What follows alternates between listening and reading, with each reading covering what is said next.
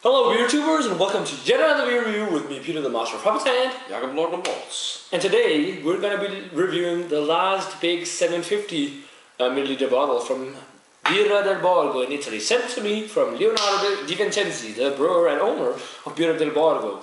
So thanks a lot to you, Leonardo. I still have one beer left, which is the 16 Gradi, which is a 16% barley wine in a smaller bottle, but I'm going to save that, I think, till the winter.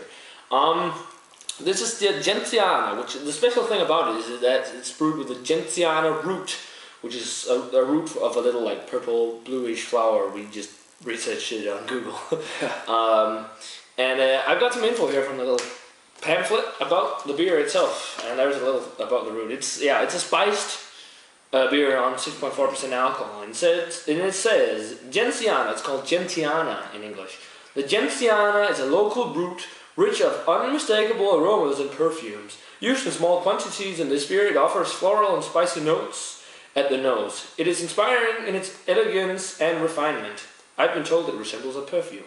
And now the Genziana root has actually only been boiled in the wort for 2 minutes, which is actually enough to give the flavor of the root. So that's kind of interesting. But yeah, do you want the honors of cracking this? Yes. So here it is.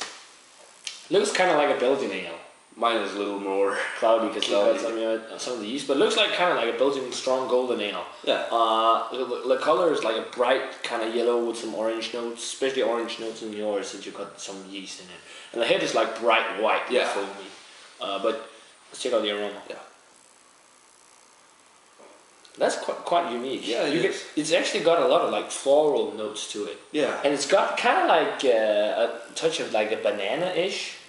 Yeah. Like, kind of like in a Weissbier. In a Weissbier, yeah. It does actually, as it says in the pamphlet, it does actually smell a little like perfume. That's kind of strange. Yeah. And floral notes too. It's got a very distinctive aroma because of that Genziana root. And the weird thing is you can't really define it as good because I've never smelled the flower in it before. It's very floral and fruity with a banana kind of note, but perfumey definitely. Yeah. You do smell that strange, and it smells very sweet and sugary too. Yeah. What do you get?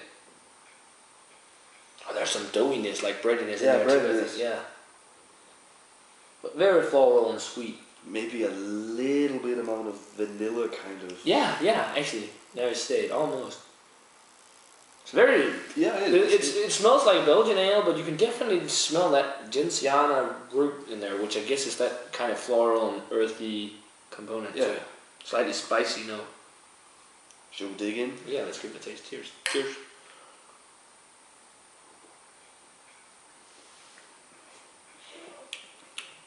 That's very sweet. Yeah, it is. That's quite unique.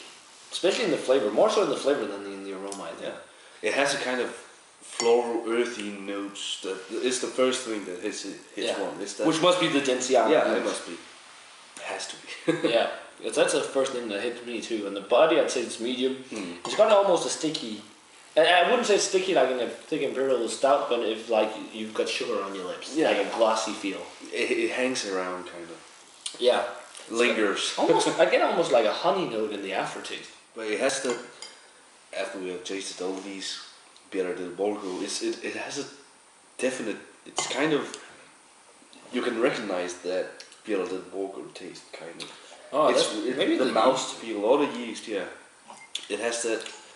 Because it does have a fruity banana ester from the yeast, in my opinion. It's kind of a. If you've had a Belgian golden ale, you kind of would imagine. I think you would know what this kind of beer is like. But the thing is that Genziana root, it adds a little, some spice and a lot of floral and earthy flavors to it. Yeah.